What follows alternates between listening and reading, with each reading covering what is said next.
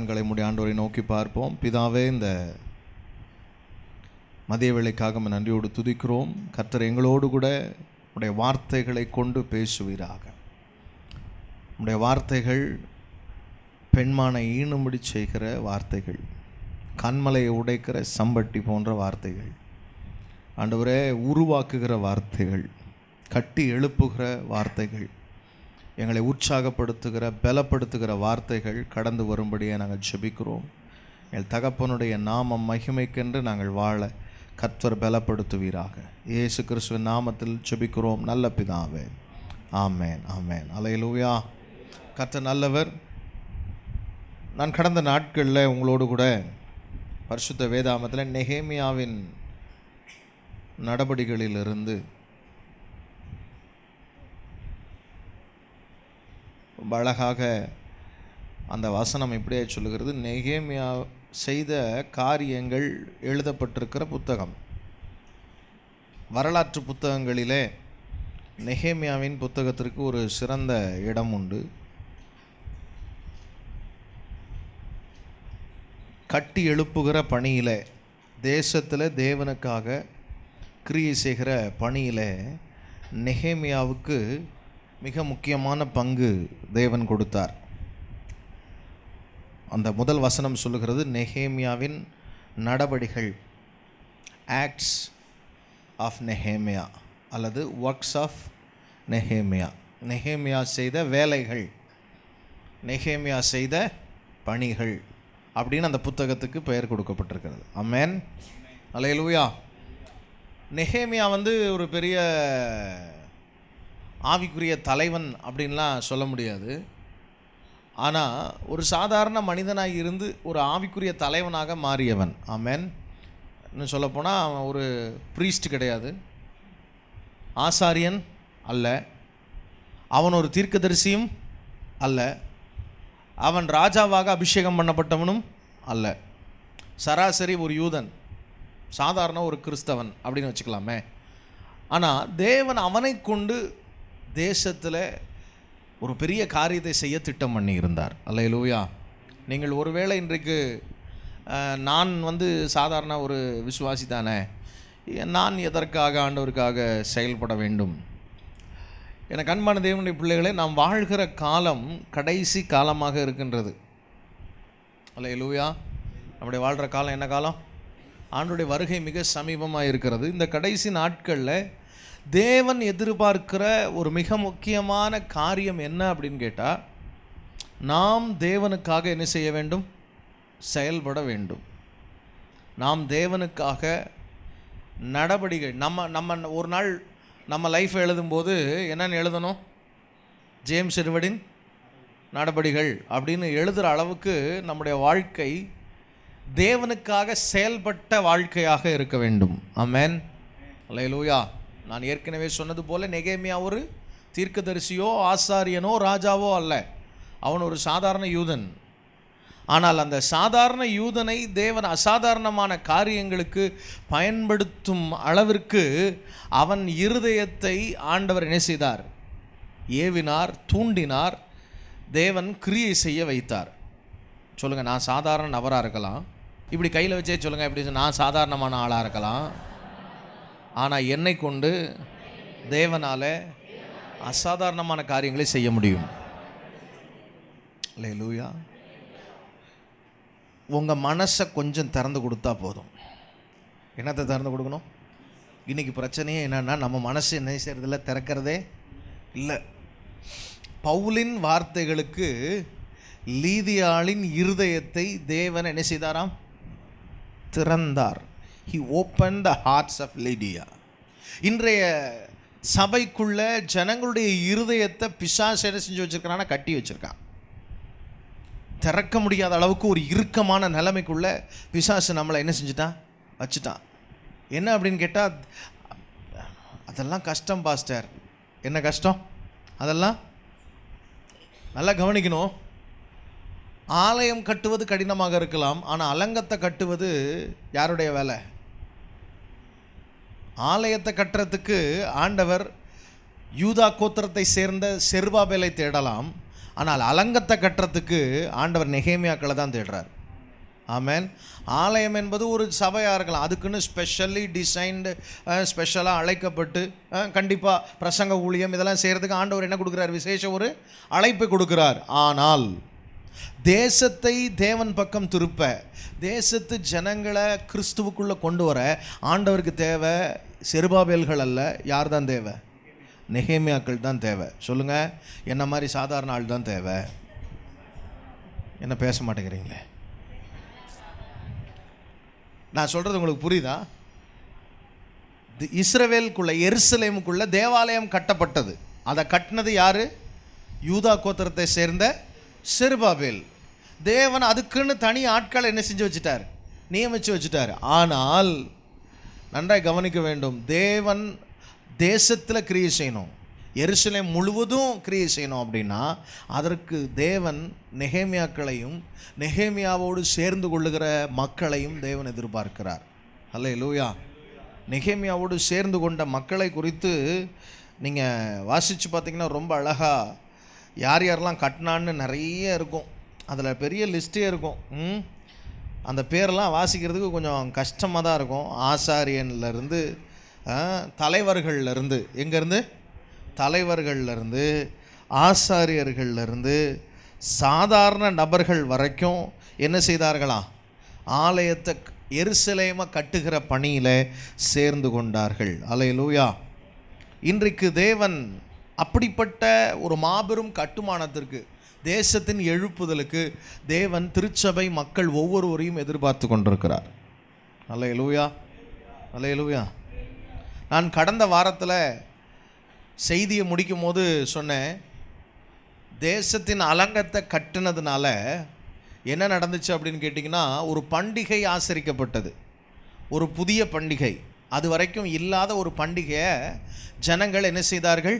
ஆசரிக்க துவங்கினார்கள். அதற்கு பேர் கூடார பண்டிகை. என்ன பண்டிகை? கூடார பண்டிகை. யோசுவாவின் நாட்கள் முதல் நடைபெறாதிருந்த ஒரு பண்டிகையை கடைசியில் என்ன செஞ்சாங்க? கொண்டாட துவங்கினார்கள். அல்லேலூயா. அப்போது கட்டப்படுதலுக்கும், தேசம் கட்டப்படுதலுக்கும் கூடார பண்டிகைக்கும் என்ன இருக்குது? தொடர்பு இருக்குது. இந்த கூடார பண்டிகை இஸ்ரேல் தேசத்தில், என்ன எல்லாரும் நல்லா கவனிக்கணும், ஒரு இன்ட்ரோடக்ஷன் மட்டும்தான் நான் இன்றைக்கி உங்களோடு கூட சொல்ல போகிறேன். ஒரு சின்ன அறிமுகம் மட்டும். இஸ்ரேல் தேசத்தில் 7 பண்டிகைகள் கொண்டாடுவார்கள். எத்தனை பண்டிகை? நான் கேள்வி கேட்பேன் முடிஞ்சு போகும்போது, அதனால தான் ஃபில்டர் பண்ணி இன்றைக்கி முடிஞ்ச அளவுக்கு விசுவாசிகளை உட்கார வச்சுருக்கிறது. சொல்லுங்கள். 7 பண்டிகைகள் கொண்டாடப்படுகிறது. இந்த 7 பண்டிகைகளையும் 3ஆக பிரிக்கலாம். நீங்கள் என்ன பண்டிகைன்னே சொல்ல 3ஆக பிரிக்கலான்னு சொல்கிறீங்களே. 7 பண்டிகைகளை நான் முதல்ல சொல்ல விரும்புகிறேன். முதல் பண்டிகைக்கு பேர் என்ன அப்படின்னு கேட்டிங்கன்னா பஸ்கா பண்டிகை. என்ன பண்டிகை? பஸ்கா. சொல்லுங்கள், எல்லோரும் சொல்லுங்கள். பஸ்கா. இந்த பஸ்கா பண்டிகை என்பது இஸ்ரவேல் ஜனங்களுடைய வருஷத்தினுடைய, வருடம் துவங்குகிற, அவங்களுக்கு வருஷம் முதல் மாதம், என்ன மாதம்? அவங்களுக்கு தொடங்குகிற வருஷத்தின் முதல் மாதம் 14ஆம் தேதியில் பஸ்கா பண்டிகை கொண்டாட வேண்டும். இஸ்ரவேல் ஜனங்கள் மாதம் எப்போ தொடங்கும்னு நான் உங்களுக்கு சொல்ல விரும்புகிறேன். மாத பிறப்பு அப்படின்னா இஸ்ரவேல் ஜனங்களுக்கு என்ன அப்படின்னு கேட்டால், இங்கிலீஷ் பைபிளில் நியூ மூன் அப்படின்னு இருக்கும். என்ன மூணு? நியூ மூன் அப்படின்னா நோ மூன் அர்த்தம். நியூ மூன்னா என்னது? நோ. ஃபுல் மூன்னா என்னது? பௌர்ணமி. நியூ மூன் புதிய நிலவு துவங்குகிற காலம். புதிய நிலவு தொடங்குறது அப்படின்னா அமாவாசையில் தான் தொடங்கும். நம்ம பாதி பேருக்கு தெரியாது, அமாவாசையை கெட்ட நாளாக நினச்சிட்டு இருக்கிறான். இவன் பெரிய அமாவாசையாக இருப்பான் நாட்டுக்கு அப்படின்னு. அமாவாசை தாங்க இருக்கிறதுலே நல்ல நாள். இஸ்ரேல் ஜனங்களை பொறுத்த வரைக்கும் முதல் நாள், மாதத்தின் முதல் நாள் என்னது? அமாவாசை. அமாவாசையில் தொடங்கினா எல்லாமே நல்லா என்ன செய்யும்? வளரும்னு சொல்லுவாங்க. சில பேர் அதுக்காக முடியை மட்டும் வெட்டி பார்க்குறாங்க. என்னன்னா அமாவாசையில் முடி வெட்டினா என்ன ஆகுமா? நம்மளால் அமாவாசையில் முடி வெட்டி இங்கே இருந்த முடி மண்டைக்கு இங்கே வந்தது தான் மிச்சம். ஒன்றும் என்ன பண்ணுற மாதிரி இல்லை, வளர்ந்த பாடு இல்லை. கழுதை தேஞ்சு கட்டெருமான கதைக்கு என்ன செய்ய போச்சு? நம்ம ஆளுங்க முடியெல்லாம் என்ன செஞ்சு போச்சு? போயிடுச்சு. சொல்லுங்கள். வயசானா எல்லாம் என்ன செய்ய தான் செய்யும்? கொட்டை தான் செய்யும். எங்களுக்கு சொட்டையே விழுவுது, உங்களுக்கு கொஞ்சம் என்ன தான் செய்யுது? கொட்டை தான் செய்யுது. உங்களுக்கு எம்புடு வருத்தம் பாருங்கள். நாங்கள் சொட்டையவே கண்டுக்கிறது இல்லை, இவங்க கொஞ்சோண்டு கொட்டினதை கொண்டு வந்து காட்டுறது. இங்கே பாருங்கள், எம்புட்டு கொட்டிருச்சு. ஏன் மண்டையில் மொத்தமாக என்ன செஞ்சு போச்சே? கொட்டி போச்சே. அப்படின்னா அமாவாசையில் மொட்டை அடித்தா சரியாயிருமா? நல்லா பாருங்கள், அமாவாசை அன்னைக்கு முடி வெட்டுற கடை லீவு. என்ன பண்ணிட்டாவே, இன்றைக்கி முடி வெட்டி எல்லாருக்கும் ஒரிஜினலாக அன்றைக்கி வெட்டினா வளரும் அப்படின்னா அன்னைக்கு கடை என்ன செஞ்சுருந்துருக்கணும்? திறந்துருக்கணும். அவன் மூடிட்டான். சரி, அமாவாசையை உங்களுக்கு ஞாபகத்தில் வைக்கணுன்றதுக்காக நான் சொல்கிறேன். மாத பிறப்புன்னு இஸ்ரவேல் ஜனங்களுக்கு ஆண்டவர் சொன்ன நாள் என்ன நாள்? அமாவாசை. என்னது? நீங்கள் உடனே இப்போ கேட்பீங்க, அமாவாசையில் இப்போ ஜபம் வச்சா நல்லதா? என்னது? சில பேர் அமாவாசை ஜபம் அப்படின்னு வைப்பாங்க, சில பேர் பௌர்ணமி ஜபம்னு என்ன செய்வாங்க? வைப்பாங்க. இந்த அமாவாசையில் ப்ரேயர் பண்ணாதான் பேய் ஓடும் அப்படின்லாம் பைபிளில் இயேசு வந்து எல்லா நாளும் பேய் ஓட்டினார். ஆமேன். அமாவாசையில் நீங்கள் வைக்கிறதும் தப்பு கிடையாது, வைக்காமல் இருக்கிறதும் தப்பு கிடையாது. சில பேர் வைக்கிறவன் வைக்காதவனை திட்ட வேண்டியது, வைக்காதவன் வைக்கிறவனை திட்ட வேண்டியது. இந்த வேலையை மட்டும் செய்யாமல் இருங்க. ஏன்னா நாட்களை விசேஷித்து கொள்ளுகிறவன் கர்த்தருக்கு என்று விசேஷித்துக்கணும். அது அமாவாசையாக இருந்தா என்ன, பௌர்ணமியாக இருந்தா என்ன, ராவுகால ஜபமாக இருந்தா என்ன, யமகண்ட ஜபமாக இருந்தா என்ன, இந்த பேர்லாம் யூஸ் பண்ணாமல் இருக்கிறது நல்லது. என்னது? ஏன்னா புறஜாதிகளோடு உங்களை என்ன செஞ்சுக்காதீங்க, ஐடென்டிஃபை பண்ணிக்காதீங்க அப்படின்ட்டுருக்கு. அதனால் அந்த பெயர்களை என்ன செய்யக்கூடாது? பயன்படுத்தி, அதே பேரை பயன்படுத்தி அந்த ஜபம் அதுக்காக உங்களுக்கு என்ன செய்யப்படும்? ஜெபிக்கப்படும். அப்படிலாம் வேணாம். ஆமென். ஆனால் அமாவாசை என்பது இஸ்ரவேல் ஜனங்களுக்கு என்னது? அதுதான் மாத பிறப்பு முதல் நாள். அல்லேலூயா. நமக்கு மாத பிறப்புனா என்னது? மாதத்தினுடைய 1வது நாள். நம்ம அமாவாசையெல்லாம் என்ன செய்கிறதில்ல, கொண்டாடுறதில்ல, பார்க்குறதில்ல. ஏன்னா நம்ம கேலண்டர் சூரிய கடிகை, நம்ம வந்து காலக்கணக்கை யூஸ் பண்ணுறது. இப்போ நம்ம யூஸ் பண்ணுறது வந்து சூரியனை வச்சு கலெக்ட் பண்ணுறது. எதை வச்சு கணக்கு பண்ணுறோம்? அவங்க வந்து எதை வச்சு? நிலவை வச்சு என்ன செய்வாங்க? கணக்கு பண்ணுவாங்க. கால கணக்கெல்லாம் அப்படி தான் கணக்கு பண்ணுவாங்க. அவங்களுக்கு வந்து பார்த்திங்கன்னா நிலவு மாதத்துடைய துவக்கம், வருஷத்தினுடைய துவக்கம்லாம் எதில் தான் துவங்கும்? அமாவாசையில் தொடங்கும். கரெக்டாக அந்த சைக்கிள் முடியும் போது என்ன செஞ்சிடும்? முடிஞ்சிடும். அல்லேலூயா. சத்தமாக வரலையே. இப்போது வருஷத்தின் முதல் நாள் அமாவாசை, ரைட்டா? எடுத்து வாசிக்கலாம். வேதத்தில் இந்த பஸ்கா பண்டிகை குறித்து சொல்லப்பட்டிருக்கிற காரியத்தை லேவியராகமம் 23ஆம் அதிகாரத்திலிருந்து நாம் வாசிக்க போகிறோம். லேவியராகமம் 23ஆம் அதிகாரம் வாசிக்கலாம். 23:2. நீ இஸ்ரவேல் புத்திரரோடே சொல்ல வேண்டியது என்னவென்றால், சபை கூடி வந்து பரிசுத்த நாட்களாக ஆசரிக்கும்படி நீங்கள் கூற வேண்டிய கர்த்தருடைய பண்டிகை நாட்கள் ஆவன. கர்த்தருடைய பண்டிகை நாட்கள் அப்படின்னு ஆண்டவர் ஒரு காரியத்தை சொல்றாரு. அந்த பண்டிகை நாட்களில் முக்கியமான முதல் பண்டிகை என்ன சொல்றாரு பாருங்க, 6 நாளும் வேலை செய்ய வேண்டும். இங்க பாருங்க, நல்லா கவனிக்கணும். வேலை செய்யலாம் அப்படின்னு ஆண்டவர் சொல்லலை, வேலை செய்ய வேண்டும் அப்படின்னா என்ன அர்த்தம்? கட்டாயம் வேலைக்கு போகணும். ஏதாவது ஒரு வேலை உங்கள் வீட்டிலையாவது. பெண்கள் வந்து இல்லத்தரசிகள் கட்டாயம் வேலைக்கு போகணுன்னு பாஸ்டர் சொல்லிட்டாரு, நான் வேலைக்கு போக போகிறேன் அப்படின்னு என்ன செஞ்சிடாதீங்க, வம்புக்கு வந்து நின்றாதீங்க. ஆண்கள் கண்டிப்பாக என்ன செய்யணும்? வேலைக்கு போகணும். பெண்களுக்கு வேலைக்கு போகிறதுக்கு வாய்ப்பு, வசதிகள், நல்ல படிப்பு இருந்தால் போகணுன்னா போகலாம். இல்லை எங்கள் வீட்டுக்காரர் நல்லா என்னை ராணி மாதிரி வச்சு சோறு போடுவார் அப்படின்னா அவர்கிட்ட நல்லா காசை வாங்கி சாப்பிட்டுட்டு ஜாலியாக என்ன செய்யலாம், வீட்லேயே இருக்கலாம். தப்பே கிடையாது. ஆமென். அல்லேலூயா. நன்றாய் கவனிக்கணும். வேதத்தில் 6 நாளும் வேலை செய்ய வேண்டும். என்ன செய்யணும்? எல்லோரும் சொல்லுங்கள், 6 நாள் வேலை செய்யணும். 7ஆம் நாளில் என்ன செய்யக்கூடாது?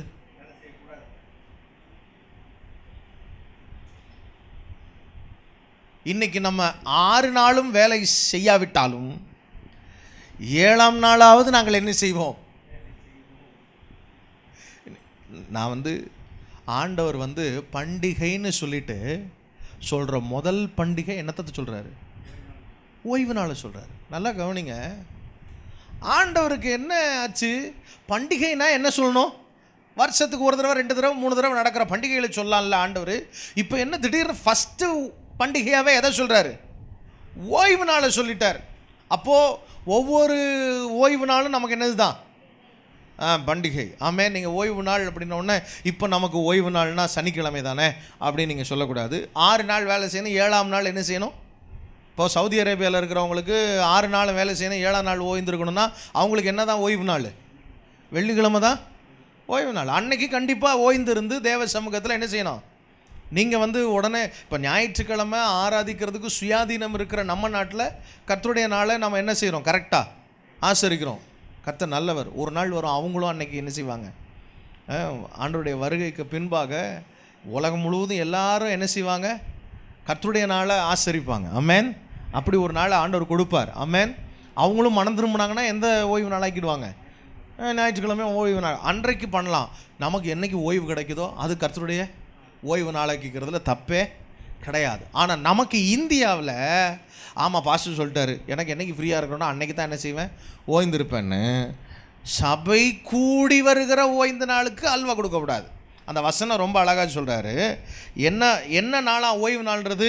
ஓய்வு நாள்னால் நீங்கள் வீட்டில் உட்காந்து ரெஸ்ட் எடுக்கிற நாள் ஆண்டவர் சொல்லலை. நான் ஓய்வு நாள்னோடனே pastor it's a day of rest, நாங்கள் வீட்டில் என்ன செய்ய போகிறோம்? ரெஸ்ட் எடுக்க போகிறோம் அப்படி சொல்லக்கூடாது. அந்த 3ஆம் வசனம் 6 நாளும் வேலை செய்ய வேண்டும், 7ஆம் நாள் பரிசுத்த சபை கூடுதலான ஓய்வு நாள், அதில் ஒரு வேலையும் செய்ய வேண்டாம், அது உங்கள் வாசஸ்தலங்களில் எல்லாம் கர்த்தருக்கு என்று ஓய்ந்திருக்கும் நாளாக இருப்பதாக. அப்போ ஆண்டவர் சொல்றாரு, அந்த நாளில் ஒரு வேலையும் என்ன செய்ய வேண்டாம்? செய்ய வேண்டாம். ஆமென்.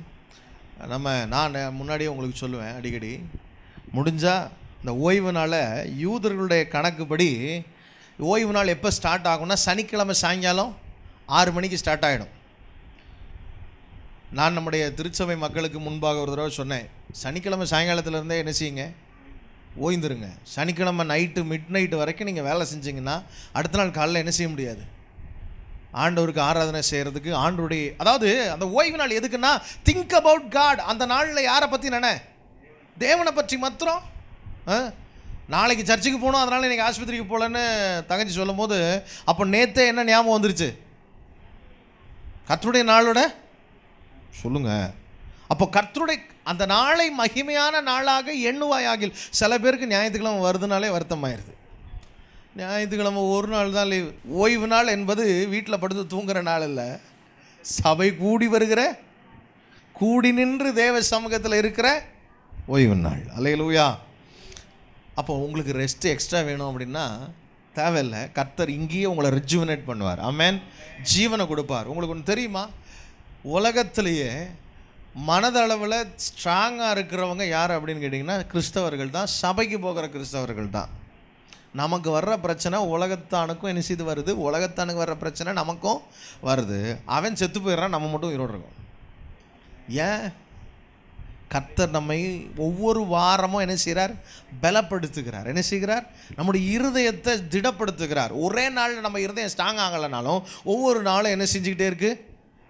ஆண்டவர் மாற்றிக்கொண்டே இருக்கிறார். மறுரூபம் ஒரு நாள் டிரான்ஸ்ஃபார்மேஷன் என்ன செய்யாது? வராது. ஆனால் ஒவ்வொரு நாளும் வந்து கொண்டே இருக்கிறது. ஆமென். வசனத்தை கேட்க கேட்க தேவ சபையில் சேர்ந்து நிற்க கர்த்தர் நம்மை பலப்படுத்தி கொண்டு இருக்கிறார், மறுரூபப்படுத்துகிறார். நம்முடைய குணம் மாறுகிறது, நம்முடைய எண்ணங்கள் மாறுகிறது, நம்முடைய பயம் மாறுகிறது, விசுவாச நிலை உயர்கிறது, அநேக ஆசீர்வாதங்களை நாம் பெறுகிறோம். அதனால தான் சிலர் சபை கூடி வருதலை விட்டு விடுகிறது போல அப்படின்னு புத்தி சொல்லியிருக்கிறார் ஆண்டவர். ஆமென். அல்லேலூயா. அப்போ பண்டிகை அப்படின்னும் போது ஆண்டவர் வருஷம் ஃபுல்லாக ஒரு பண்டிகை வச்சிருக்கிறார். அது என்ன பண்டிகை? ஓய்வு நாள். அது மட்டும் போதுமா அப்படின்னா, அது முடித்த உடனே சொல்கிறாரு, 4வது வசனத்தை வாசிங்க. சபை கூடி வந்து பரிசுத்தமாய் ஆசரிக்கும்படி நீங்கள் குறித்த காலத்தில் கூற வேண்டிய கர்த்தரின் பண்டிகைகள் ஆவன. குறித்த காலம், ஒவ்வொரு குறிப்பிட்ட காலமும் பண்டிகை ஆசரிக்கணும் அப்படின்றாரு. அதில் பார்த்தீங்கன்னா என்னென்ன பண்டிகைகளை சொல்கிறாருன்னு வாசிப்போம். 1ஆம் மாதம் 14ஆம் தேதி. 1ஆம் மாதம் 1ஆம் நாள் என்னது? அமாவாசை. 14ஆம் தேதி ஒரு நிலவோட சைக்கிள் வந்து 28 நாள். நிலவோட சைக்கிள் எத்தனை நாள்? 14ஆம் தேதி என்ன வரும்? முழு நிலவு, பௌர்ணமி. அன்னைக்கு என்ன சொல்கிறாரு? பஸ்கா அப்படின்றார். ஆண்டவர் நான் உங்களுக்கு ஒன்று சொல்கிறேன். ஆதியாகமம் 1ஆம் அதிகாரம் 14ஆம் வசனத்தில் ஆண்டவர் வந்து சூரியனையும் சந்திரனையும் படைத்தார். சூரியனையும் சந்திரனையும் படைச்சிட்டு அதனுடைய அசைவுகள் எதற்கு அப்படின்னா அடையாளங்களாகவும் காலங்களையும் நாட்களையும் வருஷங்களையும் குறிக்கிறதற்காகவும் இருக்க கடவுது. எதுக்கு? அந்த வசனத்தில் நல்லா கவனிச்சிங்கன்னா, பின்பு தேவன் பகலுக்கும் இரவுக்கும் வித்தியாசம் உண்டாக்கத்தக்கதாக வானம் என்கிற ஆகாய விரிவில் சுடர்கள் உண்டாகிறது. அவைகள் அடையாளங்களுக்காகவும். எதற்காக? அடையாளங்களுக்காக. காலங்களையும் நாட்களையும் வருஷங்களையும் குறிக்க. என்னத்தை குறிக்க? ஒவ்வொரு மாதத்தின் துவக்கத்தை குறிக்க. அமாவாசை இருட்டா போச்சு, ஐயோ மாதம் பிறந்துருச்சு. பௌர்ணமி, மாதத்தில் நடுவில் வந்துட்டோம். எதில் வந்துட்டோம்? இன்னைக்கு நமக்கு இல்லை, நமக்கு கேலண்டர் பார்த்தா தான் டேட்டே தெரியும். ஏன்னா நம்மளை எப்படி ஆக்கிவிட்டாங்க? கேலண்டர் அடிமை ஆக்கிவிட்டாங்க. இப்போல்லாம் செல்ஃபோனுக்கு தான் அடிமை. இப்போ எது பார்க்குறோமோ இல்லையோ எதை பார்த்தா தான் டேட்டு தெரியும். செல்ஃபோனை பார்த்தா தான் டேட்டு தெரியும். அன்னைக்கெல்லாம் அப்படி கிடையாது. சாயங்காலம் வந்துருச்சுன்னா பார்த்துருவோம், வானத்தை பார்த்தோன்னே கண்டுபிடிச்சிடும். ஆஹா, இன்றைக்கி அமாவாசைடா, மாதத்துக்கு முதல் நாள். இப்படி டேட்டை கண்டுபிடிப்பாங்க. ஆண்டவரும் பாருங்கள் ஃபிக்ஸ் பண்ணுறாரு. எப்படி ஃபிக்ஸ் பண்ணுறாரு? பண்டிகையை இவனுக்கு ஞாபகம் கரெக்டாக வர்ற மாதிரி ஃபிக்ஸ் பண்ணுறாரு. ஆமேன். 14ஆம் தேதி பௌர்ணமியில் என்ன செய்கிறாரு? பஸ்காவை ஆசரிக்க சொன்னார். ஆமேன். அப்போ இயேசு சிலுவையில் அடிக்கப்பட்ட அன்று என்னது? நான் சொல்லணும், இயேசு சிலுவையில் அடிக்கப்பட்ட அன்னைக்கு என்னது? பௌர்ணமி. என்னது? பஸ்கான்னா அன்னைக்கு என்னது? அந்த வருஷத்தினுடைய 14ஆம் தேதி பஸ்கா வருகிறது. அப்படின்னா அடிக்கப்பட்டது எப்போ? பஸ்கா அன்னைக்கு தான் அவர் என்ன செய்யப்பட்டார்? அடிக்கப்பட்டார். பௌர்ணமி. நம்ம ஆளுங்க எப்படி தெரிஞ்சு செய்கிறாங்களோ தெரியாமல் செய்கிறாங்களோ, பிசாசு தலையை நசுக்கிறதுக்கு முயற்சி பண்ணுறாங்க. என்ன மீட்டிங் வச்சு? ஆமாம், எனக்கு தெரியல. எனக்கு சில நேரங்களில் அவங்க செய்கிறது தப்புன்னெலாம் என்ன செய்ய முடியாது, சில விஷயங்களை சொல்ல முடியாது. எல்லாத்தையும் சரின்னு என்ன செய்ய முடியாது, சொல்ல முடியாது. நியாயம் தீர்க்கிறவர் யார்? மேலே இருக்கிறார். நம்ம யாரையும் என்ன செய்ய வேணான்ட்டார்? நியாயம் தீர்க்க வேண்டாம் அப்படின்ட்டார்.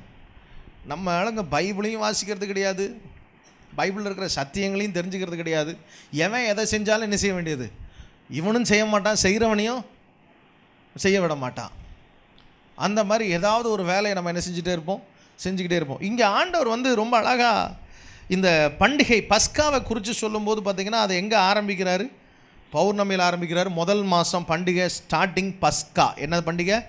ஃபஸ்ட்டு பண்டிகை பஸ்கா. பஸ்கா எதற்காக அப்படின்னு கேட்டால், இஸ்ரவேல் ஜனங்கள் 430 ஆண்டுகள் எகிப்தில் என்னவாக இருந்தாங்க? அடிமைகளாக இருந்தார்கள்.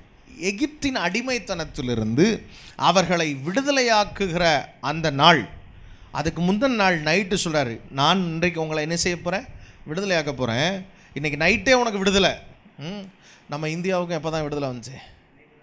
நைட்டே விடுதலை. அங்கே இஸ்ரவேலுக்கும் எகிப்துலேருந்து என்ன தான் விடுதலை? நைட்டே விடுதலை தரப்போகிறேன். அந்த விடுதலை வருவதற்கு முன்பாக ஒரு மிகப்பெரிய அழிவு வரப்போகிறது. என்ன வரப்போகிறது? மிகப்பெரிய அழிவு.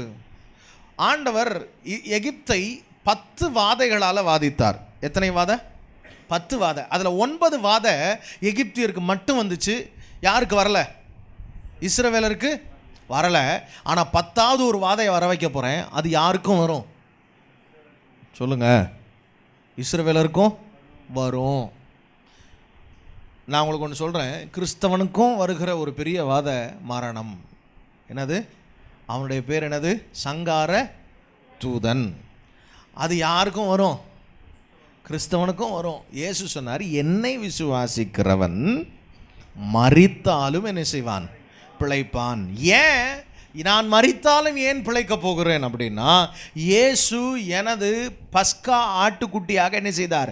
அடிக்கப்பட்டார். நன்றாக கவனிக்கணும். பஸ்கா என்கிற அந்த பண்டிகையில் என்ன செய்ய சொன்னார்? இஸ்ரவேல் ஜனங்க வெளியே போகிறதுக்கு முன்னாடி அன்றைக்கு மாலையில் அவங்க வீட்டில் இருக்கிறவங்க எல்லாரும் சாப்பிட்றதுக்கு ஏற்றார் போல் ஒரு ஆட்டுக்குட்டியை என்ன செய்யணும்?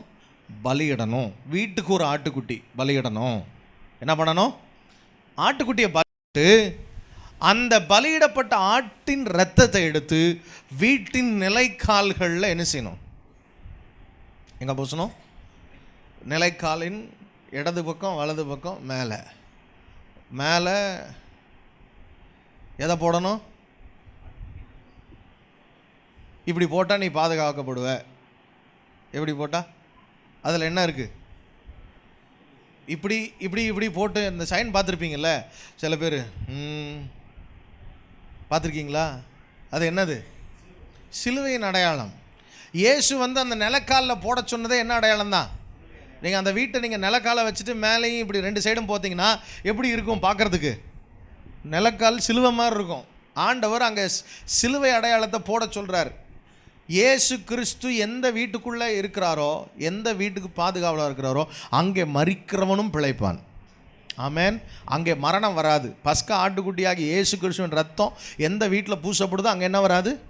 மரணம் வராது. முதல் பண்டிகை ஒவ்வொரு தனி மனிதனுடைய வாழ்க்கையிலும் இருக்க வேண்டிய முதல் பண்டிகை, இயேசு உங்களுக்காக மரித்திருக்கிறாருன்னு நீங்கள் என்ன செய்யணும்? விசுவாசிக்கணும். எத்தனை பேர் இங்கே இயேசு உங்களுக்காக மரித்திருக்கிறாருன்னு விசுவாசிக்கிறீங்க?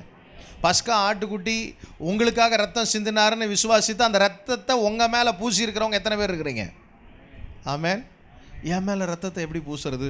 வேதம் சொல்லுகிறது, இயேசு கிறிஸ்துவின் ரத்தம் தெளிக்கப்படுவதற்கும் நம்மை கர்த்தர் என்ன செய்திருக்கிறாரா? அழைத்திருக்கிறார். ஆமென். பரிசுத்த ஆவியானுடைய பரிசுத்தமாக்குதலுக்கும் இயேசு கிறிஸ்துவின் ரத்தம் தெளிக்கப்படுவதற்கும் ஊழியக்காரங்க மூலமாக ஜெபம் பண்ணுறது மூலமாக உங்கள் மேலே இயேசுவின் ரத்தம் என்ன செய்யப்பட்டிருக்கிறது? தெளிக்கப்பட்டிருக்கிறது. ஆமென். இயேசு கிறிஸ்துவின் ரத்தத்தின் மூலமாக நாம் என்ன செய்யப்பட்டிருக்கிறோம்? மீட்படைந்திருக்கிறோம். ஆமென். அப்போது அன்றைக்கு ஒரு பலி, ஒவ்வொரு யூதன் வீட்லேயும் ஒரு பலி இட்டப்பட்டது. அந்த பலி அடையாளம் யார் அப்படின்னா, நமக்காக சிலுவையில் ரத்தம் சிந்தின நமது ஆண்டவராகிய இயேசு கிறிஸ்து. 1 கொரிந்தியர் 5ஆம் அதிகாரம் 7-8 வசனங்களை நீங்கள் வாசி பார்ப்பீங்கன்னா அங்கே ரொம்ப அழகாக அந்த வசனம் சொல்லப்பட்டிருக்கிறது. வாசிக்கலாம். ஆகையால் நீங்கள் புளிப்பில்லாதவர்களாய் இருக்கிறபடியே புதிதாய் பிசைந்த மாவாய் இருக்கும்படிக்கு பழைய புளித்த மாவை புறம்பே கழித்து போடுங்கள். ஏனெனில் நம்முடைய பஸ்காவாகிய கிறிஸ்து நமக்காக என்ன செய்யப்பட்டாரு? ஆமென். அப்போ பஸ்கா ஆட்டுக்குட்டி யாரு சொல்லுங்க? பஸ்கா ஆட்டுக்குட்டி இயேசு நமக்காக என்ன செஞ்சிட்டாரு? பலியிடப்பட்டார். அந்த இரத்தத்தினாலே எனக்கு என்ன செய்ய உண்டாயிருக்கிறது? மீட்பு உண்டாயிருக்கிறது. இது முதல் பண்டிகை, மீட்பின் பண்டிகை பஸ்கா. சொல்லுங்க எல்லாரும்.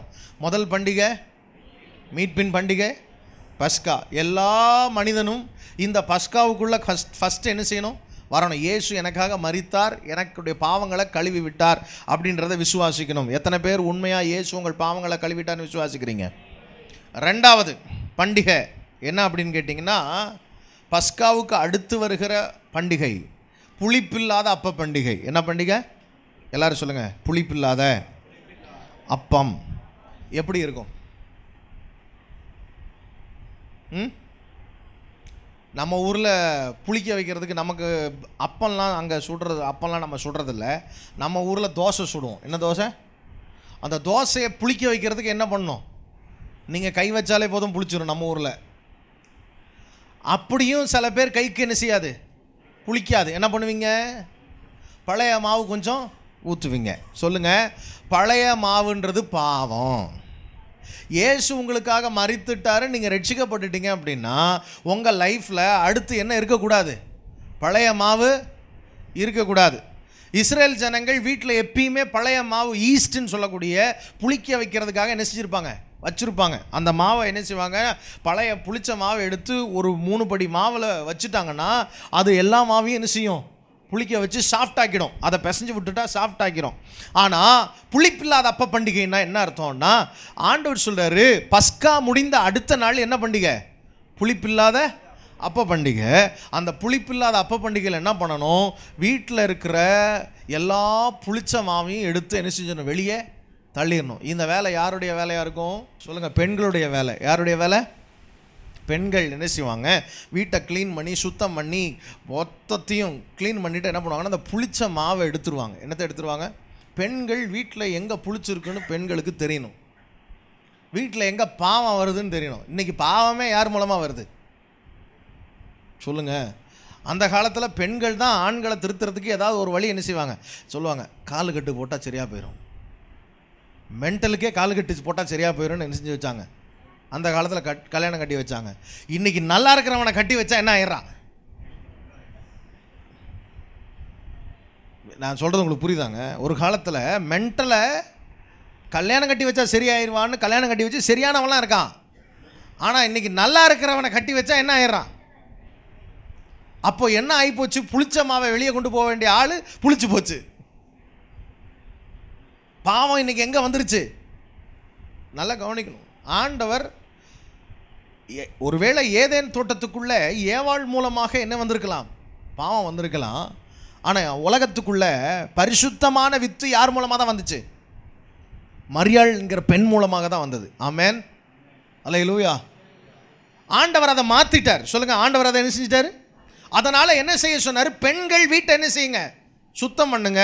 புத்தியுள்ள ஸ்திரீ தன் வீட்டை கட்டுகிறாள், புத்தியுள்ள புருஷன் தன் வீட்டை கட்டுகிறான்னு பைபிள் எங்கேயுமே இல்லை. அப்போ வீட்டை, குடும்பத்தை சுத்திகரிக்கிற மிக முக்கியமான பணி யார்கிட்ட இருக்கு? நான் அடிக்கடி சொல்லுவேன், வீட்டு பாஸ்டர் யாராக தான் இருக்கணும்? சொல்லுங்க, பெண்களாக தான் இருக்கணும். ஆனால் நம்ம வீட்டு பாஸ்டர் என்ன இல்லை, நம்ம ஜெபம் பண்ணியா? நான் வீட்டில் ஜெபம் பண்ணிகிட்டே இருக்கிறது உங்களுக்கு தெரியுமா? இவர் வெளியே தான் போயிட்டார்ல, எப்படி தெரியும்? நீங்கள் செல்ஃபோனை பார்த்துக்கிட்டே இருக்கிறது, நீங்கள் டிவி பார்த்துட்டு இருக்கிறது எப்படி அவருக்கு தெரியும்? ஆவியில் உணர்வார். ஆனால் நீங்கள் என்ன செய்வீங்க? அப்படியே மறுதளிப்பீங்க. சான்ஸோ இல்லை, நான் இன்றைக்கி 2 மணி நேரம் 3 மணி நேரம் என்ன செஞ்சேன்? இப்படிலாம் இருக்கக்கூடாது. பைபிளில் சொல்லியிருக்கு, பெண்கள் வீட்டை என்ன செய்யணும்? சுத்தமாக வச்சுருக்கணும், வீட்டை கட்டணும். ஆமென். ஜெபத்தில் கட்டணும். முழங்கால் போட்டிட்டு அதிகமாக என்ன செய்யணும்? ஜெபிக்கணும். நம்ம ஜெபிக்கும் போது என்ன நடக்கும் அப்படின்னா, தேசத்தில் நம்முடைய குடும்ப தலைவன் எப்படி இருப்பான்? நல்லா இருப்பான். ஆமென், அல்லேலூயா. நம்ம வீட்டுக்காரர் நல்லா இருக்கணும், நம்ம வீடு குடும்பம் நல்லா இருக்கணும், நம்ம பிள்ளைங்க நல்லா இருக்கணும்னா நம்ம என்ன செய்யணும்? ஜெபத்தில் அதிகமாக காத்திருக்கணும். அன்லெவன் பிரெட்டில் முக்கியமான பங்கு, புளிப்பில்லாத அப்ப பண்டிகையில் முக்கியமான பங்கு பெண்களுடையது. அவங்க வீட்டெல்லாம் சுத்தம் பண்ணிவிட்டு என்ன பண்ணுவாங்களாம்? இஸ்ரேல் ஜனத்தில் ஒரு குட்டியோண்டு புளிச்ச மாவை கொண்டு போய் ஒளிச்சு வச்சுருவாங்களாம். வீட்டெல்லாம் சுத்தம் பண்ணுற வேலை யாரோடது? பெண்களோடது. வீட்டுக்காரர் கடைசியாக வந்து ஃபைனல் இன்ஸ்பெக்ஷன் பண்ணுவார். வீட்டில் புளிப்பு ஏதாவது இருக்கா இல்லையான்னு தேடுவார். தேடி அவர் வீட்டில் புளிச்சதை என்ன செய்யணும்? கண்டுபிடிக்கணும் எங்கே இருக்குன்னு.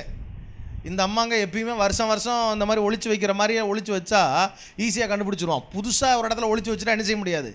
கஷ்டப்பட்டு கண்டுபிடிச்சி தேடி எடுத்த உடனே அவன் என்ன செய்வான்னா, அதை கொண்டு போய் தேவாலயத்துக்கு முன்னாடி நெருப்பு எரிஞ்சிக்கிட்டு இருக்கும், ஜெபாலயத்துக்கு முன்னாடி, அதில் போட்டுட்டு ஜெபம் பண்ணுவான். ஆண்டவரே, எங்கள் வீட்டில் எந்த புளிச்சதும் இல்லை. அப்போது குடும்பமாக சேர்ந்து தான் நம்ம வீட்டை சுத்திகரிக்க முடியும். பெண்ணுடைய பங்கும் ஆணுடைய பங்கும் அங்கே இருக்கிறது. ஆமென். பெண்கள் எப்படி சுத்திகரிக்கிறதுல எப்படி முக்கியமாக இருக்கிறோமோ, அதே போல் ஜபத்துலேயும் தேவ சமூகத்தில் நிற்கிறதுலையும் ஆண்களும் எப்படி இருக்கணும்?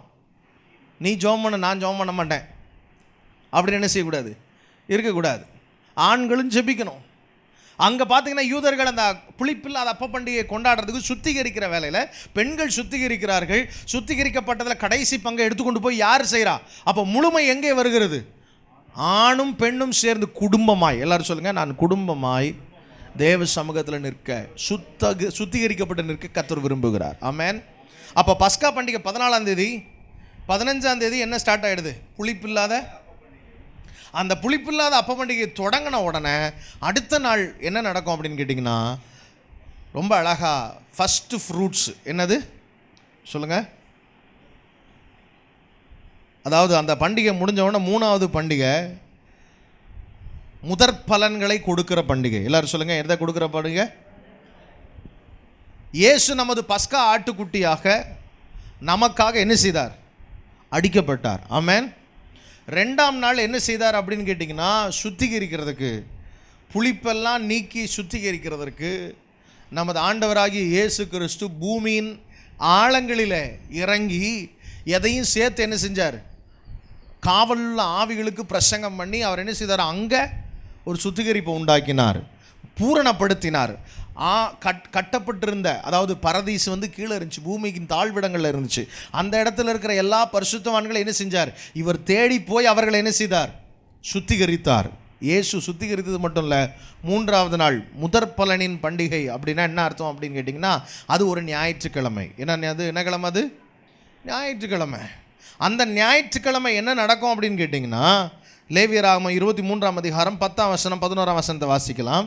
இஸ்ரவேல் புத்திரரோட சொல்ல வேண்டியது என்னவென்றால், நான் உங்களுக்கு கொடுக்கும் தேசத்தில் நீங்கள் போய் சேர்ந்து அதன் வெள்ளாண்மையை அறுக்கும்போது உங்கள் அறுப்பின் முதற் பலனாகிய ஒரு கதிர்கட்டை ஆசாரியனிடத்தில் கொண்டு வர கடவீர்கள்.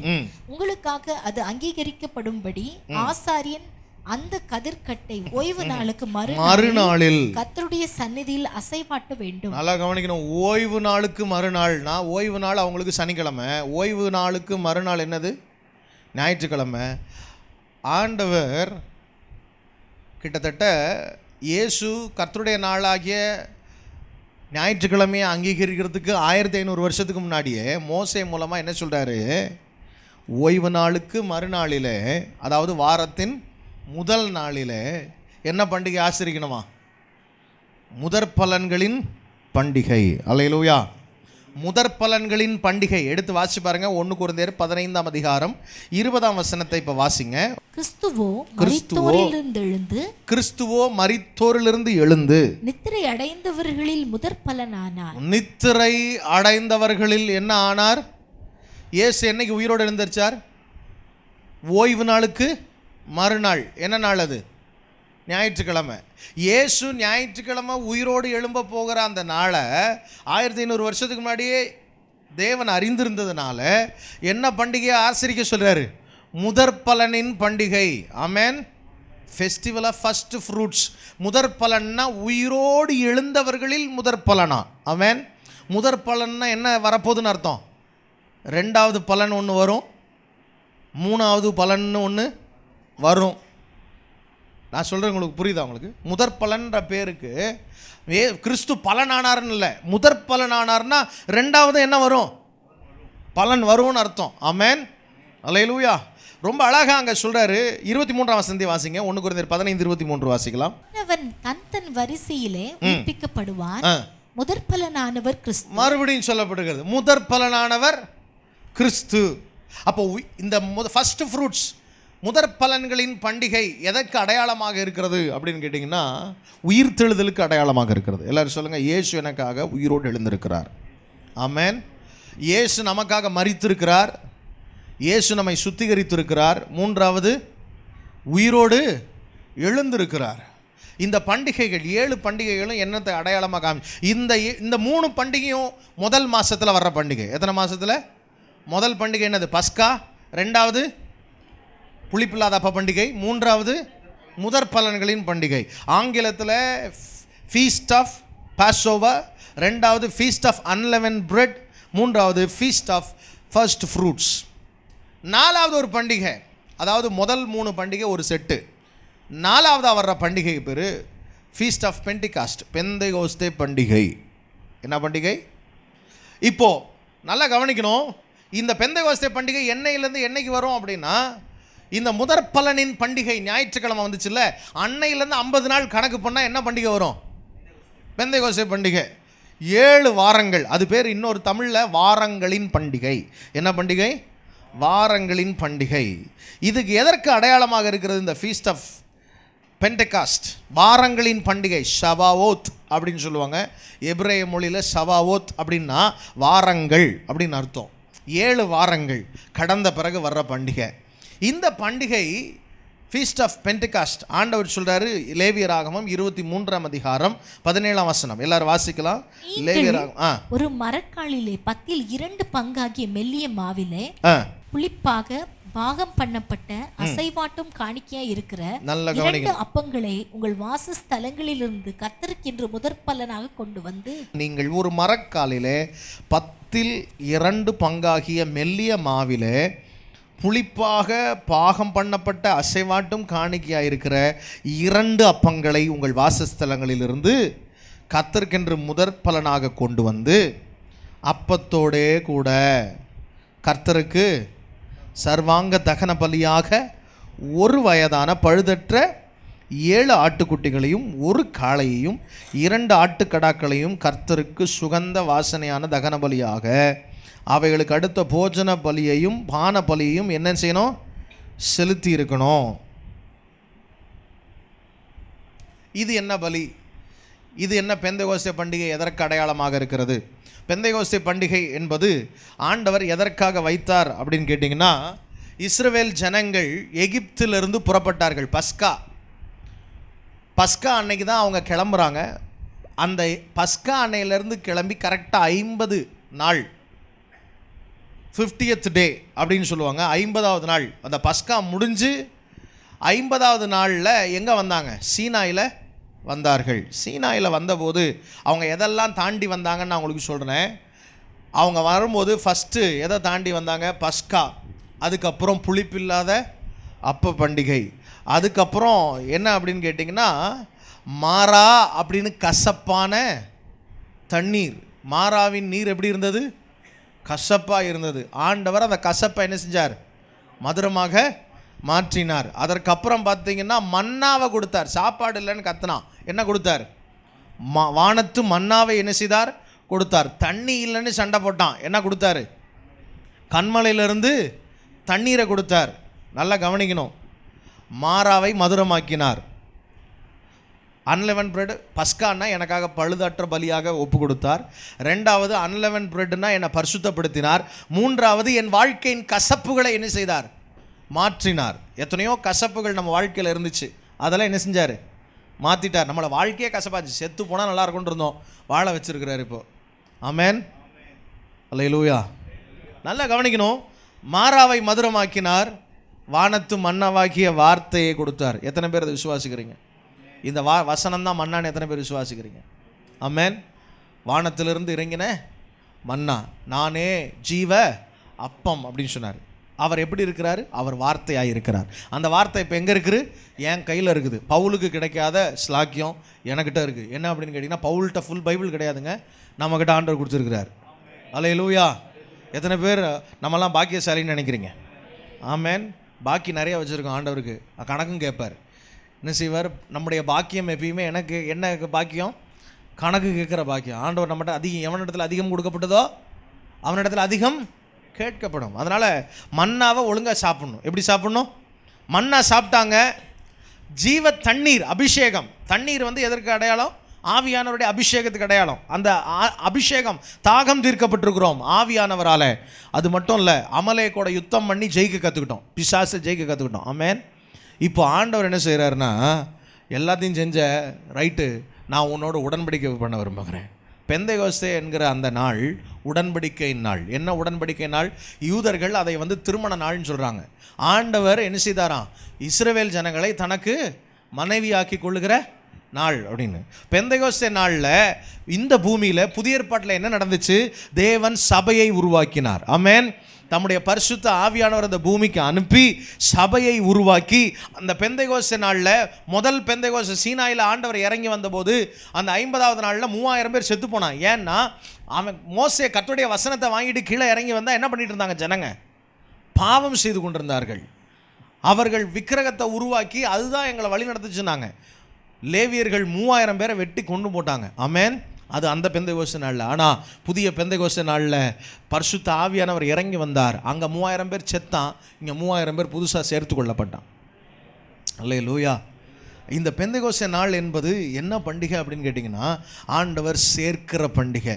இப்போ நம்ம இருக்கிற காலம் எந்த காலம் தெரியுமா? இந்த பெந்தெகோஸ்தே காலத்தில் இருக்கிறோம். எந்த காலத்தில்? அதனால தான் நமக்கு என்ன பேர்?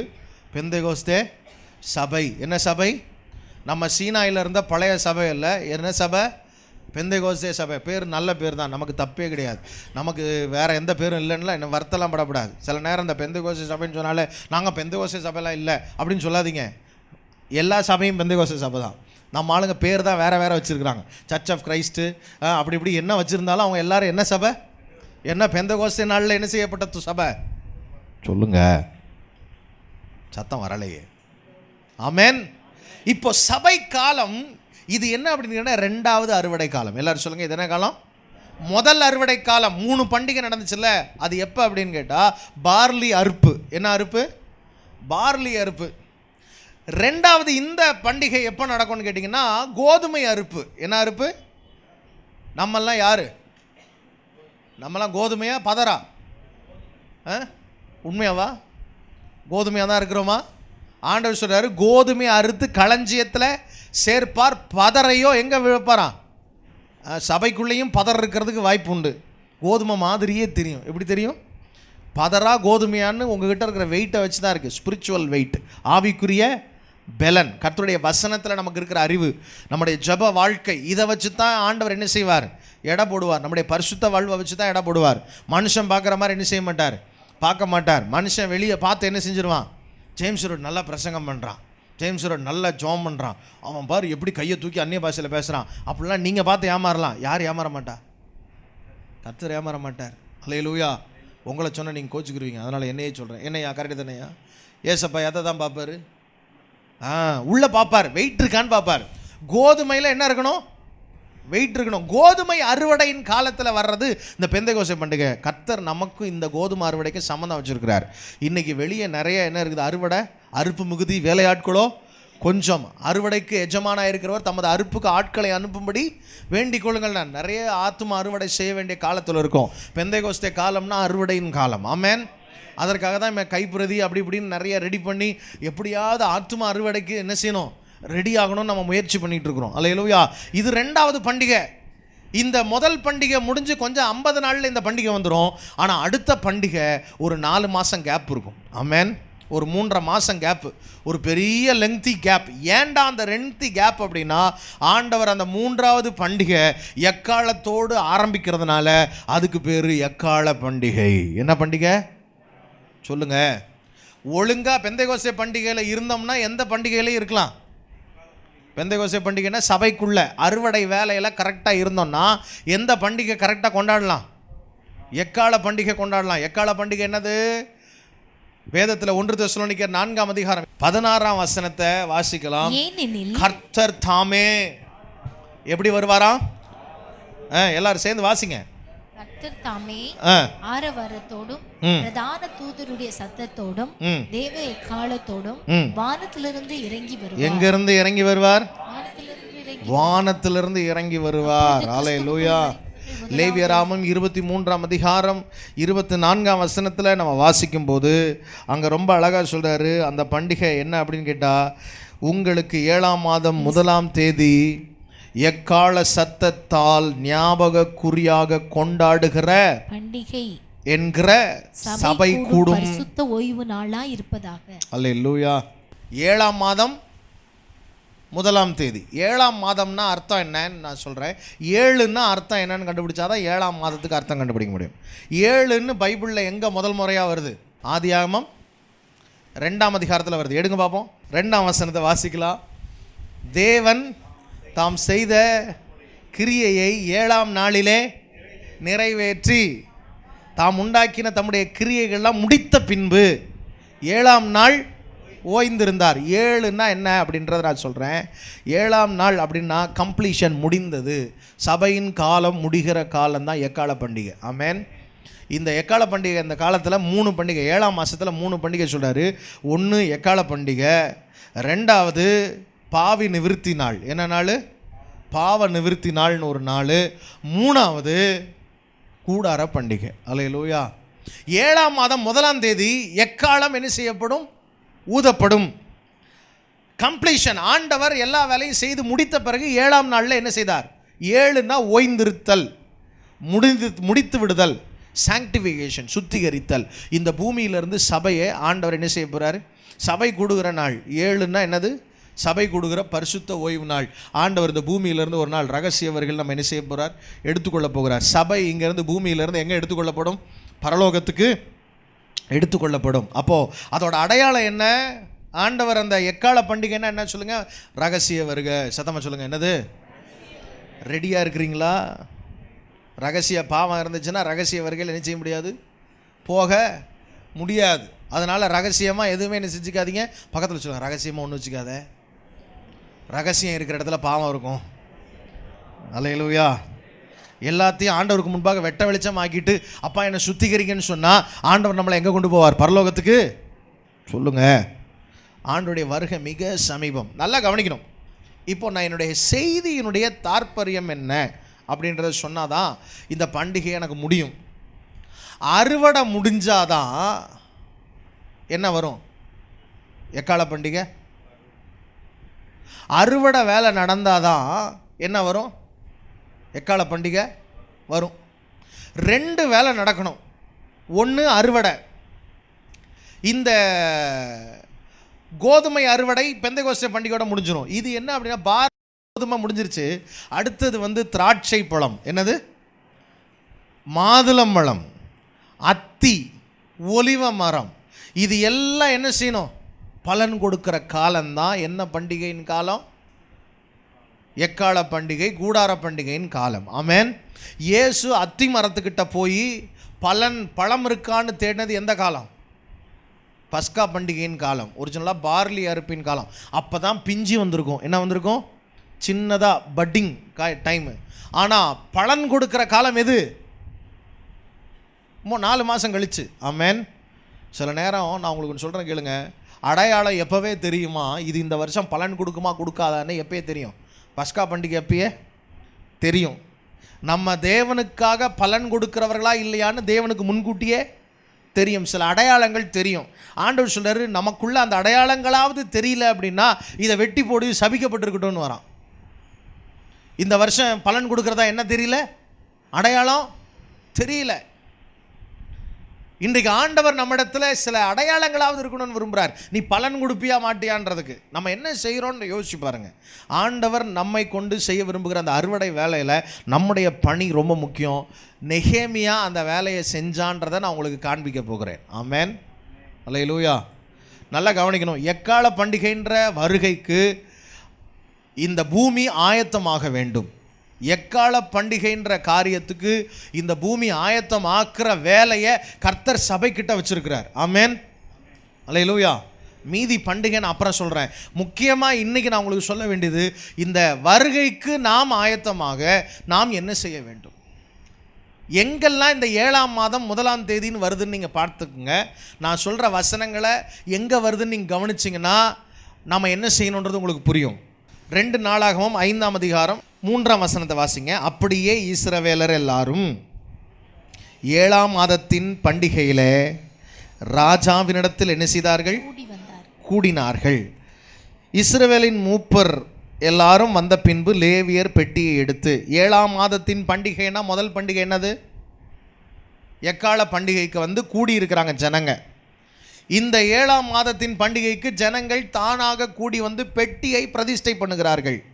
எப்போ இந்த பிரதிஷ்டை நடந்துச்சுன்னு முதல் வசனத்தை வாசிச்சிங்கன்னா தெரியும். 5ஆம் அதிகாரம் முதல் வசனம். கர்த்தருடைய ஆலயத்திற்காக சாலமோன் செய்த வேலை எல்லாம் முடிந்த போதும். நல்லா கவனிக்கணும். கர்த்தர் சாலமோனுக்கு ஆலயத்துக்காக செய்யணுன்ற வேலையெல்லாம் செஞ்சு முடித்த போது ஜனங்கள் ஆட்டோமேட்டிக்காக 7ஆம் மாதம் 1ஆம் தேதிக்கு ரெடி ஆகிட்டாங்க. ஆலயம் கட்டப்பட்டதுனால என்றைக்கு ஆலயம் முழுசாக கட்டி முடிக்கப்படுகிறதோ அன்னைக்கு ஜனங்கள் தேவ சமூகத்தில் தானாக கூடிடுவாங்க. எக்கால சத்தம் கேட்கும். ஆமென். நான் சொல்கிறத நல்லா கவனிக்கணும். இன்றைக்கு வைராக்கியத்தோடு தேவ ஆலயம் கட்டப்படுவதற்கு நாம் வேலை செய்தே ஆக வேண்டும். நம்ம தேசம் முழுவதிலும் தேவ ஆலயம் எங்கெல்லாம் இல்லையோ அங்கெல்லாம் ஆலயம் என்ன செய்யணும்? கட்டப்படணும். ஆலயம் அப்படின்னு சொல்லும் போது பில்டிங்கை நினைக்காதீங்க. ஜனங்க ரட்சிக்கப்படணும். ஜனங்க ரட்சிப்புக்காக நாமே தேவனுடைய ஆலயம். ஆலயம் கட்டப்படாமல் எக்கால பண்டிகை வரவே வராது. ஏன்னா தானாக அதை மோட்டிவேட் பண்ணுறார். நல்லா கவனிக்கணும். இங்கே எப்படி நடக்குது அந்த நான் இந்த சம்பவங்களை கர்த்தர் எனக்கு கொடுத்த வெளிச்சத்தில் சொல்கிறேன். கர்த்தர் எனக்கு கொடுத்த இந்த எழுப்புதல் வெளிச்சத்தில் நான் உங்களுக்கு சொல்கிறேன். ஆலயம் கட்டி முடிக்கிறதுக்கு, ஆலயம்னா எல்லாரும் மனம் திரும்பி தேவ சமூகத்தில் கட்டப்பட்டு நிற்கிறதற்கு, தேசத்துக்காக கிரியை செய்ய. எல்லாரும் மனம் திரும்புவானான்னு கேட்டால் அது தெரியாது நமக்கு. ஆனால் எல்லாம் மனம் திரும்புறதுக்கு நம்ம வேலை செஞ்சுருக்கணும். சாலமோன் வேலை செய்யணும். எல்லாரும் ஆராதிக்கிறானான்றது மேட்டர் இல்லை. சாலமோன் ஆலயத்தை கட்டினானா? ஆலயம் கட்டுறதுக்கு முற்பட்டானா? சாலமோனே ஆலயம் கட்டினானான்னு கேட்கக்கூடாது. ஆலயத்தை கட்டுவதற்கு அவன் தூண்டினான், ஃபினான்ஸ் பண்ணான், தேவையானதெல்லாம் என்ன செஞ்சான், மோட்டிவேஷன் கொடுத்ததெல்லாம் யார் தான்? சாலமோன். ஆலயம் கட்டி முடிது அந்த வசனம். ஆனால் ஆண்டவர் சொல்கிறாரு, கர்த்தருடைய ஆலயத்துக்காக சாலமோன் செய்த வேலையெல்லாம் முடிந்த போது 7ஆம் மாதத்தில் பண்டிகை ஆரம்பிச்சது. ஆமென். 2வது எஸ்ரா 3ஆம் அதிகாரம் 1ஆம் வசனத்திலிருந்து வாசிக்கலாம். இஸ்ரவேல் புத்திரர் பட்டணங்களிலே குடியேறி 7ஆம் மாதமான போது ஜனங்கள் ஏகோபித்து எருசலேமிலே கூடினார்கள். அப்பொழுது யோசதாக்கின் குமாரனாகிய யோசுவாவும் அவன் சகோதரராகிய ஆசாரியரும் செயல்தியலின் குமாரனாகிய செருபாபேலும் அவன் சகோதரரும் எழும்பி தேவனுடைய மனிதனாகிய மோசேயின் நியாய பிரமாணத்தில் எழுதியிருக்கிறபடி சர்வாங்க நல்லா கவனிங்க. எஸ்ராவின் நாட்களிலும் 7ஆம் மாதமான போது ஜனங்கள் ஏகோபித்து எங்க கூடினார்கள்? எருசலேமில் கூடினார்கள். எஸ்ராவின் நாட்கள் என்ன நாட்கள் அப்படின்னா, எல்லாரும் அப்போ தான் எங்கேருந்து திரும்பி இருக்கிறாங்க? அடிமைத்தனத்திலிருந்து திரும்பி இருக்கிறாங்க. நல்லா கவனிக்கணும். சபை அடிமைப்பட்டு பாபிலோனிலிருந்து திரும்பின போது 7ஆம் மாதம் எருசலேமில் என்ன வந்துச்சு? பண்டிகை வந்துச்சு. எப்போ? நம்முடைய தேசத்தில் தேவனுக்கென்று நியமிக்கப்பட்டிருக்கு. ஆண்டவர் சொல்றாரு, இந்த மந்தையில் இல்லாத அநேக ஆடுகள் எனக்காக வெளியே இருக்கிறது. அவைகள்லாம் எப்போ? அவைகளும் என்ன செய்யப்பட வேண்டும்? கூட்டி சேர்க்கப்பட வேண்டும். துரத்துண்ட இஸ்ரவேலர் என்ன செய்ய வேண்டும்? கூட்டி சேர்க்கப்பட வேண்டும். எப்பொழுது அப்படிப்பட்ட தேவனால் தெரிந்து கொள்ளப்பட்ட நபர்கள்லாம் கூட்டி சேர்க்கப்படுகிறார்களோ அன்றைக்கு தான் பண்டிகை ஸ்டார்ட் ஆகும். ஆமென், அல்லேலூயா. தேவன் நம்மிடத்துல எதிர்பார்க்கறது என்ன தெரியுமா? வெளியே இருக்கிற ஜனங்களை கூட்டி சேரு. அடிமைத்தனத்தில் இருக்கிறவனை விடுதலையாக்கி எங்கே கொண்டு வா? சபைக்குள்ளே கொண்டு வா. இன்றைக்கு சபையினுடைய மந்த செயல்பாடு. இன்றைக்கி பிசாசு எதற்கு எதிராக செயல்படுறான்? எதற்கு எதிராக பிசாசு செயல்படுறான் சொல்லுங்கள்? நம்ம ஆராதிக்கக்கூடாதுன்னு சொல்கிறாங்களா?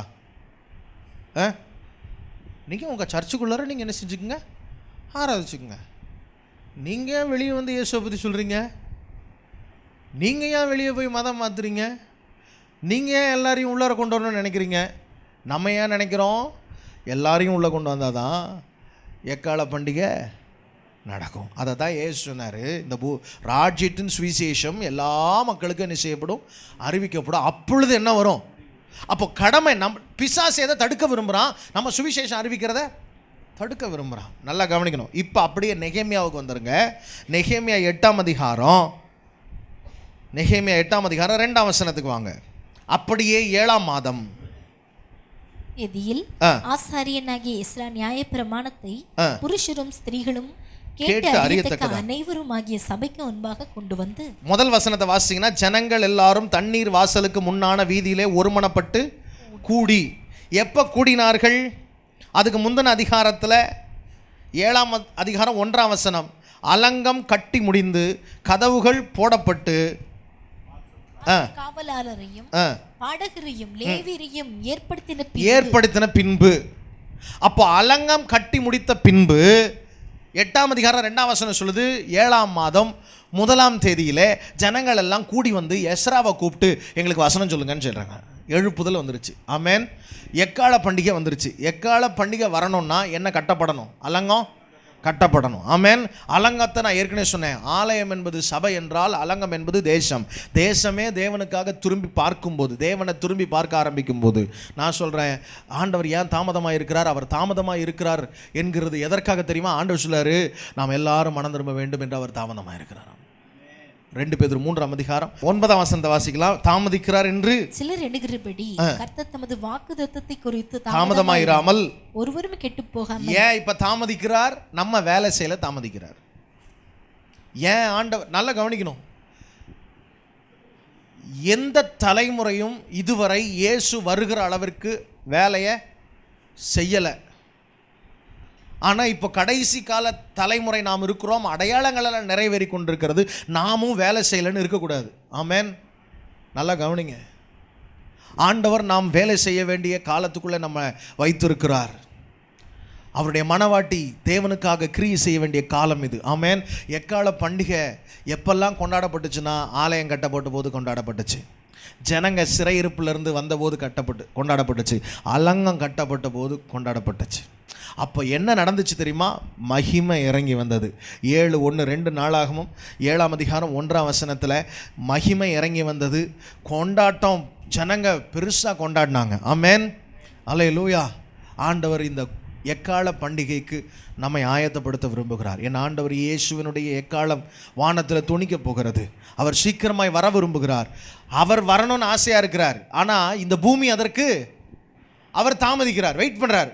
டைம் முடிஞ்சு போச்சு ஆல்ரெடி. இப்போ எதுக்காக வெயிட் பண்ணிட்டு இருக்கிறாரு? என் பிள்ளைங்க வேலை செய்யணும். ஆமென். இன்றைக்கு நான் மறுபடியும் சொல்கிறேன், நெகேமியா தான் வேலை செய்யணும். அலங்க கட்டினது யாரு சொல்லுங்க?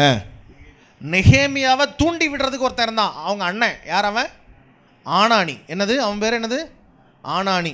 நான் ஏற்கனவே உங்களுக்கு சொல்லியிருக்கிறேன், ஆனானியினுடைய தரிசனம் யாருடைய தரிசனமாக மாறுச்சு? நெகேமியாவின் தரிசனமாக மாறுச்சு. ஆனானியின் பாரம் நெகேமியாவின் பாரமாக மாறுச்சு. கர்த்தர் ஆனானியை ஆசீர்வதித்தார். எடுத்து வாசிச்சு பாருங்க, நெகேமியா 7ஆம் அதிகாரம் 2ஆம் வசனத்தை நீங்கள் வாசிச்சு பார்த்தீங்கன்னா, என் சகோதரனாகிய ஆனானியையும் நான் என் சகோதரனாகிய ஆனானியையும் அநேகரை பார்க்கிலும் உண்மையுள்ளவனும் தேவனுக்கு பயந்தவனுமாய் இருந்த அரண்மனை தலைவனாகிய அனனியாவையும் எருசலேமின் காவல் விசாரணைக்கு ஏற்படுத்தினேன். எந்த ஆனானி எருசலேம் கட்டப்படுவதற்கு காரணமாயிருந்தானோ அந்த ஆனானி எருசலேமின் தலைவனாக மாறினான். ஆமென். இது எப்போ நடக்கும் தெரியுமா? 1000 வருஷ அரசாட்சியில் நமக்கு நடக்கும். எந்த ஆனானி எருசலேமுக்காக வைராக்கியமாக பேசினானோ அந்த ஆனானி தலைவனாக மாற்றப்பட்டான். நல்லா கவனிக்கணும். தேசத்துக்காக நீங்கள் பாரப்பட்டீங்கன்னா கர்த்தர் உங்களை தலைவர்களாக மாற்றுவார். ஆமென். அதப்போப்பா இந்த பாஸ்ட்டுக்கு வேறு வேலை இல்லை, சும்மா 10 பேர் வச்சுட்டு இவன் என்ன பண்ணியிருக்கான் பாரு, என்னென்னமோ இந்தியான்றான், தேசன்றான், உலகன்றான் நீங்கள் மனசுக்குள்ளாரே பேசிட்டு இருந்தீங்கன்னா கடைசி வரைக்கும் எங்கே தான் இருக்கும், உட்காந்துருக்கணும்.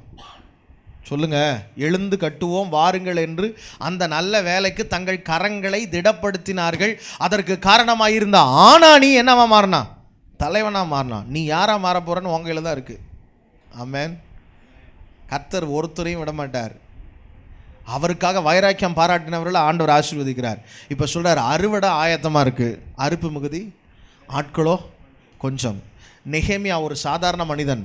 அறுவடைக்கு ஆயத்தமானா, எக்கால பண்டிகையை கொண்டாடினா, அடுத்து கூடார பண்டிகை வரைக்கும் வந்துட்டான். ஆமென். அல்லேலூயா. எக்கால பண்டிகை முடிஞ்ச உடனே வர்ற பண்டிகைக்கு பேர் டே ஆஃப் அட்டோன்மெண்ட். பரலோகத்தில் நமக்கு சிங்காசனத்துக்கு முன்பாக வேலிடேஷன் நடக்கும். நல்லது, உத்தமம், உண்மையமான ஊழியக்காரனே, இளைப்பாறுதலை பிரவேசி. என்ன ஜேம்ஸு ஒழுங்காக வேலை செய்யலை, இன்னும் கொஞ்சம் நல்லா செஞ்சுருக்கலாம், போ நீயாவது வந்தியே அப்படின்னு என்ன நடக்கும் சொல்லுங்கள்? பரலோகத்தில் நமக்கு அங்கே நடக்கும் ஃபஸ்ட்டு போன உடனே. ஆனால் பூமியில் என்ன நடக்கும் தெரியுமா? டே ஆஃப் அட்டோன்மெண்ட். இஸ்ரவேல் ஜனங்களுக்கு சுத்திகரிப்பு, பர்ஜிங் ஆரம்பித்து யூதர்களை ஆண்டவர் என்ன செய்ய ஆரம்பிப்பார் அப்படின்னா, மனம் திரும்புதலுக்கு ஏதுவாக அவர்களுக்காக உபத்திரவ காலம் ஆரம்பிக்கும். அந்த டே ஆஃப் அட்டோன்மெண்ட்டுக்கு இன்னொரு பேர் உபத்திரவம், சாக்ரிஃபைஸ், யோம் கிஃபோர், பலி, வேதனை. ஆமென். நமக்கு மேலே அங்கே என்ன நடக்கும்? கிறிஸ்துவின் சிங்காசனத்தில் நிற்போம். இங்கே பூமியில் பாடுகள்.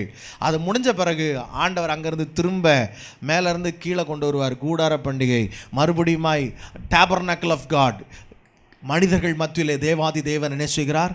வாசம் பண்ணுகிறார். தேவனுடைய கைவேலை அல்லாத அந்த மகிமையான கூடாரம். ஆமென். உங்களுக்கு ஒன்று சொல்லட்டுமா? நீங்களும் நானும் என்ன சரீரத்தில் வருவோம்? கிறிஸ்துவை போல இந்த பூமிக்கு வருவோம். ஆமென். அப்போ பூமி ஃபுல்லாக யார் இருப்பா? அங்கங்கே டேபர்னக்கிள். நம்மெல்லாம் யார்? அதுப்போ என்னங்க அப்படி பார்க்குறீங்க? நம்மெல்லாம் கிறிஸ்துவின் மகிமையின் சரீரத்தில் இருப்போம். இந்த பூமியில் அங்கங்கே அரசாட்சி செய்ய கிறிஸ்துவானவர் எருசலேமில் என்ன செய்வார்? அருந்து ஆளுகை செய்வார். 1000 வருஷம் இந்த பூமியில் ஆளுகை செய்வோம். ஆமென். எத்தனை பேருக்கு அந்த நம்பிக்கை இருக்கிறது?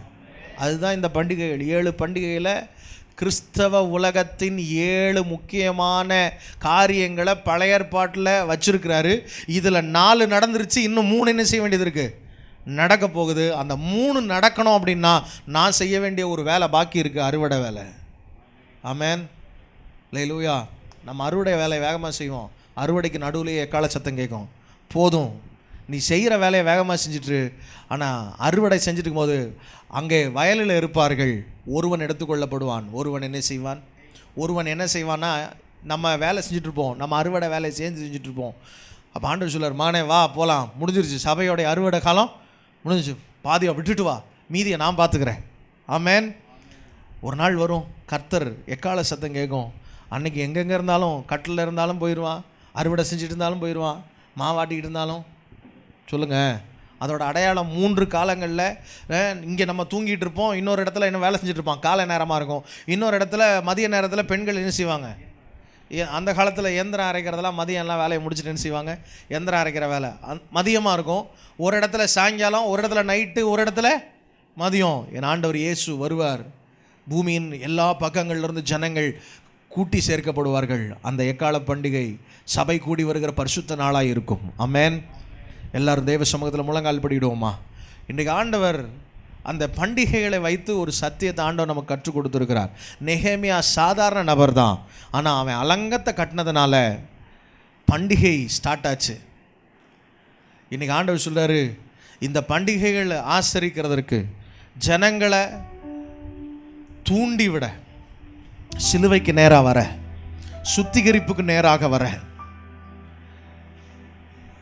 ஒரு மாபெரும் உயிர் மீட்சி முதற்பலன் இயேசு அந்த நம்பிக்கைக்கு நேராக வர, உயிர்த்தெழுதல் தான் நம்முடைய விசுவாசம், அதுதான் நம்முடைய சுவிசேஷம்.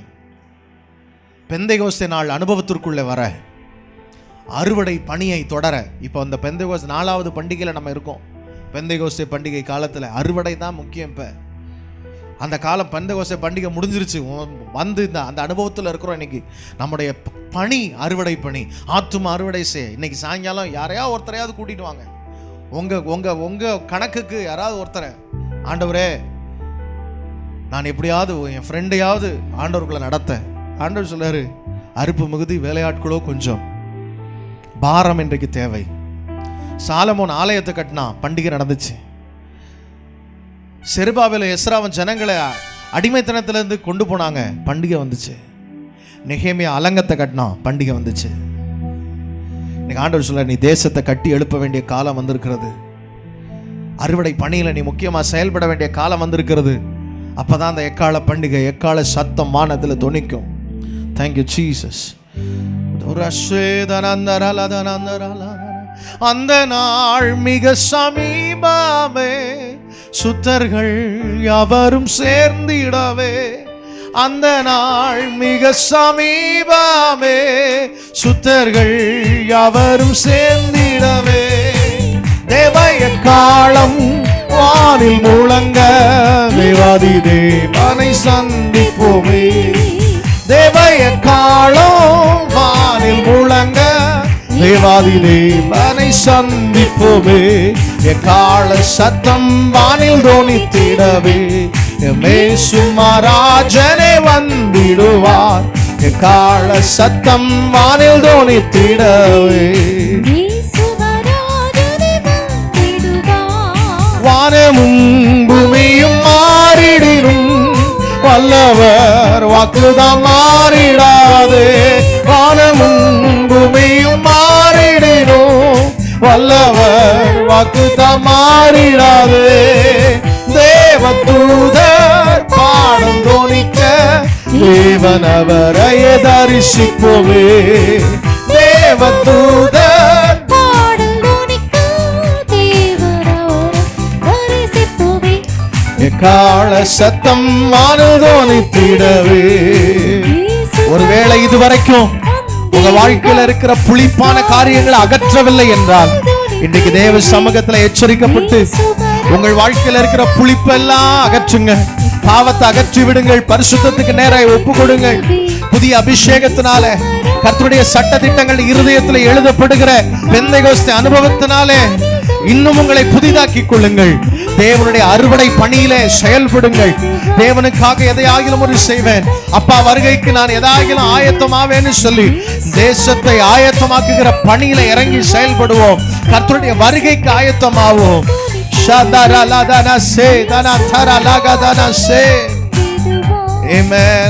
நன்றி ஆண்டவரே.